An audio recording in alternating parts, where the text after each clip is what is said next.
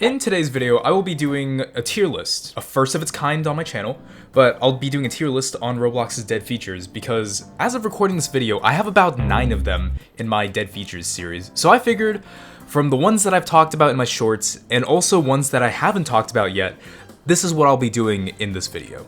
So hope you enjoy it. I'm gonna be using a tier maker template, and each dead feature is gonna be ranked based on 2 things. 1, if the feature was genuinely very useful when it did come out, and 2, if I think this feature would still be very practical in modern day Roblox, or if Roblox could make an equivalent feature that's similar to it. So that's basically how I'm gonna be ranking these dead features moving forward.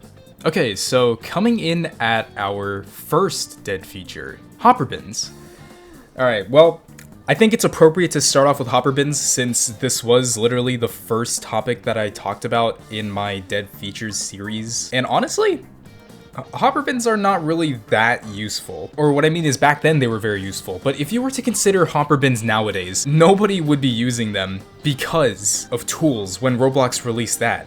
Tools are literally just a much better hopper bin. Hopper bins, all they were able to do was like, if you equipped it, there was no visible object for you to equip when you equipped it. And if you do ended up equipping it, all you had to do was just like, I don't know, do some sort of functionality with it, like click a button usually, or like press a key on a keyboard to like do something. But tools, I would say, definitely are a better hopper bin. I just cannot see hopper bins being useful today. So that's why I think I'm gonna put hopper bins on the C tier, because back when it was used, I would say it was very useful because tools were not a thing, and this was the next best thing that players and developers had when creating a game.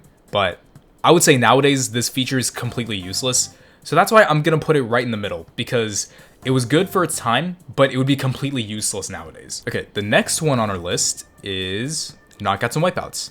Oh, and by the way, so I'm basically just going through my dead features series, just going in chronological order. So like I started with hopper bins, but now I'm doing knockouts and wipeouts because that was the second one that I did in my series. Because I feel like it'd be appropriate to go through the ones that were in order first, and then just go through ones that I haven't spoken about, or maybe will be created in the future. So here we are with knockouts and wipeouts. And I gotta say, for knockouts and wipeouts, I would say it was pretty monumental back when it was out. Or no, not monumental. I would say it was more like it was a nice feature to have back when Roblox characters, or back when players had their own profile statistics, like when they recorded knockouts, when they recorded wipeouts, when they recorded how long you've had Builders Club for. Like that was all cool. But Roblox, sometime around like mid 2010s, like probably like 2014 or 2015, sometime around there, Roblox just completely got rid of player statistics. So therefore they also got rid of knockouts and wipeouts. But I mean, I still feel like it's pretty cool to have a knockouts and wipeouts badge in your profile. I would say it's a pretty cool addition to have, especially when you're able to flex on the other Roblox players that didn't have any of the blocks or badges. You know, like the one where you get 10 kills for, the one where you get 100 kills for, and then the one where you get 250 kills one. Unfortunately, during my time, I didn't get enough knockouts to be able to get the 250 blockser badge, but at least I did get the 10 and 100. But in terms of usefulness, I don't really think it was that useful. So what I really want it to be here in modern day Roblox, I don't think so. So I think I'm just gonna put it in the C tier, just because I don't think it really matters to have it in modern day Roblox, especially since Roblox got rid of player statistics. And the reason I'm not putting it at a D tier is because I don't think it's completely useless. Like if Roblox were to implement something similar to it, I wouldn't mind it, but it's one of those features that wasn't really that important, I don't think, but it was still a feature that a lot of players did remember about getting official Roblox badges, because Roblox does not have a lot of official badges, and for them to remove these, it's kind of just like, they didn't really need to do that, but, you know, they did what they had to do, so there you go. Alright, the next one is surface types. Now, throughout my time being a Roblox developer, which wasn't really that long, I'm gonna be honest, but when I created games back when I started in 2016, I didn't really use surface types all that much. Like don't get me wrong, it is fun to like mess with like the different surface types that they did have. Like for example, the weld one where you can just like weld 2 parts together, or there was like glue, which was also another interesting one. But a lot of them were just kind of like confusing to use, I guess. Like, if you didn't look up what any of them did, then you would have probably been confused on what any of them do. But there's something in the back of my mind that just thinks that surface types was a pretty outdated feature that I don't think would do very well if it stayed on the platform today. But I also feel like just a lot of this is kind of unnecessary because you have other things in Roblox Studio that could be a supplement or a replacement for some of these surface types. Like, for example, the weld. Like, it's indicated by an X texture, and supposedly if you had one part attached to another one, then it'll just automatically weld on its own. But Roblox already has features that allow you to easily weld one part to another, and other parts that can anchor to other ones, like weld constraints. Well, they used to just have welds, but now they have weld constraints, which are a much better version of the welds. So I feel like it was kind of unnecessary to have all of these different weld options, especially ones with surface types. So I definitely think that's another reason why they got rid of it.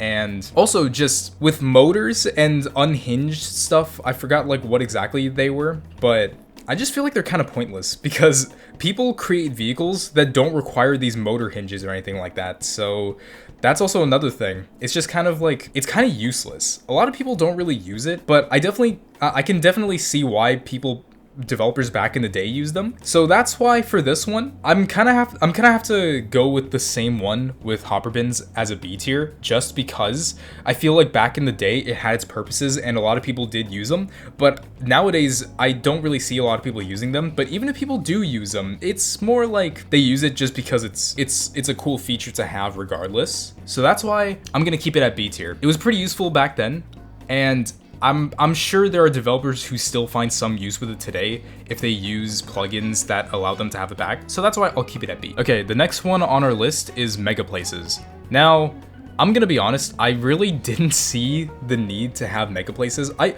don't really know what the purpose of this thing actually was. Well, I mean, I know what the purpose of it was because I did a short on it, but it was more of a Roblox was a smaller game back in the day kind of issue where it's like they needed to specify games that required a lot of resources to build their games from, needing like their own separate servers to be able to make it run. So obviously that's not an issue in modern day Roblox because anybody can make a game like that. So like I can definitely see how it doesn't serve a purpose nowadays, other than the fact that they wanted to hold up to like 50 players in their games, which I didn't really see a lot of games back then use mega places. I don't think a lot of developers used mega places that often. And so this is just what I think, but you could disagree with me on it, but I think I'm gonna put mega places in the D tier because I didn't really see too much use out of mega places, even back when it was a feature. So games that required more resources needed to be handled differently kind of situation. But other than that, that's pretty much all I see it as. So yeah. Okay, but we just went to the first D tier one, but now we're about to encounter this one, the GIF-splosion. Okay, so I'm already gonna say this is S tier, no doubt about it. This is definitely S tier. I have a lot of memories from GIF-splosion and just how fun the GIF-splosion events were whenever they had it out every year. Now, I'm not talking about the gift giveaway thing from 2016 to 2017. Those were kind of bad, but I'm talking about when Roblox had their GIF-splosion tradition from, I think, 2007 all the way up until 2015, and I loved it. I wasn't able to participate in every single GIF-splosion event, of course, but I remember, I just remember how fun GIF-splosion was. Like, whether it came to getting a gift where you had to solve a riddle, or getting a gift where you had to play a game to do a specific task in order to actually get this present. It was just so much fun. I only participated in like 2 GIF-splosion events, I think. It was 2 or 3, but like I just remember having a blast for every single one of them. Like, this is the kind of community get-together event that Roblox needs more of nowadays. Like sure, I feel like Roblox events are a little bit better than they were like a few years ago, but I definitely think the traditional events that Roblox used to have, like the events they used to have for Christmas, or the events that they used to have for Halloween or autumn, or Easter, I definitely think a lot of the traditional events they used to have were a lot more engaging, and GIF-splosion was one of them. So that's why I'm gonna put Gifsplosion in S tier. I think it deserves it. If I would definitely love Roblox to have an equivalent feature slash event organization in modern day, because I definitely think it's still a lot of fun to be able to do. So yeah, it was really great back then, and I still think it would be a really good feature if Roblox came out with a Gifsplosion equivalent. Up next on our list, we have party mode.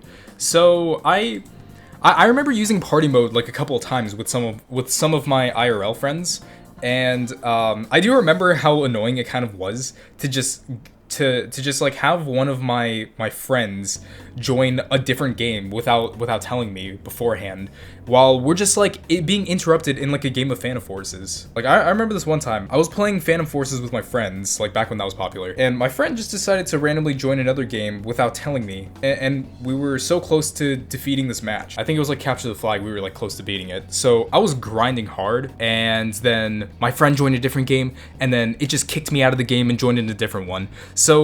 So that's like one of the biggest controversies about party mode. But honestly, like apart from that one instance that I had, I don't think it was that big of a deal. I thought party mode was a pretty cool feature, but I can see why Roblox removed it, because you can just because you can just join your friends through the homepage or their profile, and nowadays Roblox has a feature where you can just join a game, and then through that game you can invite your friends, and it'll automatically get posted into their DMs. So I feel like the need for a party mode isn't really that massive, but I definitely feel like if they had a party mode, I still wouldn't mind having it. I still think a party mode is a good feature to have.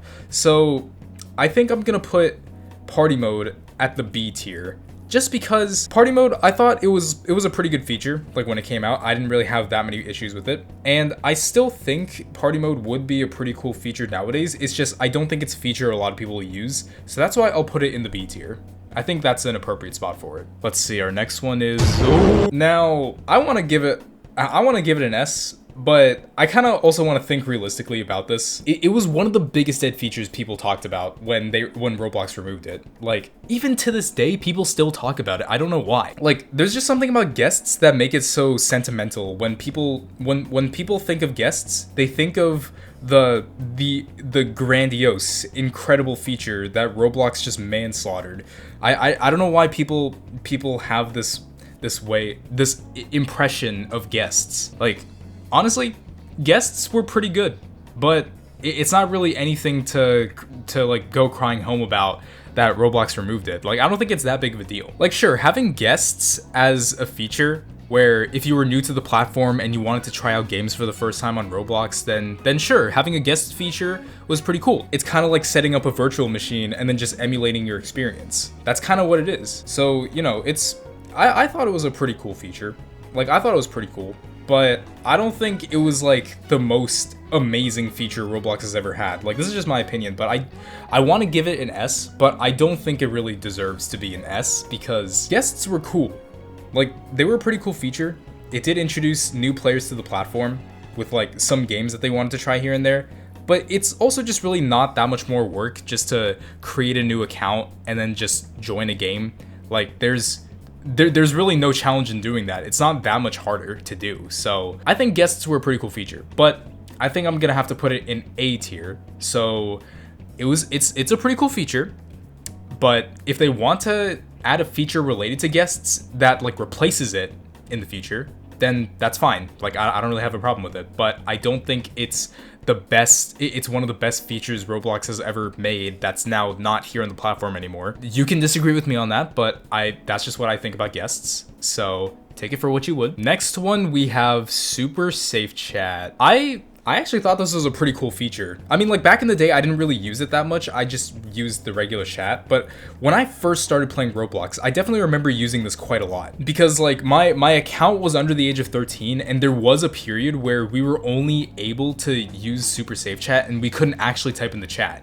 So a lot of times when I was playing games, I didn't really talk to people, but during times when I did talk to people, I would use the super safe chat option to have multiple different dialogue options to be able to talk to people. However, there is something kind of annoying about this feature, is that like unless you have the whole tree memorized of like where every single dialogue option is, then it's definitely gonna take a while for you to go through each option and try to like pick out the option that you want to speak about that closely relates to what you want to say in the moment when you're having a conversation with someone else. When you're having a conversation with someone else, it's kind of like sending a DM back and forth to someone else.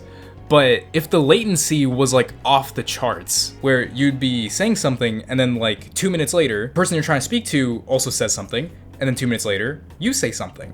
And it's just like this constant back and forth exchange of just like really late dialogue that I don't think was really that effective in terms of communicating, but I still think it was a pretty great feature for people who couldn't type in the chat if they were just not allowed to, because like Roblox's chat system wasn't that advanced back then. So that's why I think having the super safe chat was their next best option. So I'll give them the benefit of the doubt and say that super safe chat was a pretty great feature for its time, because I was definitely one of those people that used super safe chat a lot when I was talking to people. And if I were to say if Roblox was gonna have a super safe chat feature nowadays or in the future, I could see that being a thing. Like just giving the option to be able to use super safe chat, I would think is pretty cool. Like maybe in Roblox Studio, if they allowed the developer to check if super safe chat can be an option in game or not, and maybe have like a custom icon if you want, or have custom dialogue options. So it's kind of like the same thing with proximity prompt, where it's like proximity prompts were very common in games, so that's why Roblox added their own feature for it. But what if they do the same thing with super safe chat? Like, I could definitely see that being a thing, where you can have a customized super safe chat option in your Roblox game through Roblox Studio, if you so desired. So that's why I'm gonna put it in A tier, because I think this is a feature that was pretty useful for its time, and I think Roblox can still make it useful if they decide to add it in today, but obviously make it more modernized. Alright, this video is actually going longer than I thought, so I'm just gonna end the video here. I will do a part 2, and that'll be it. Like and subscribe.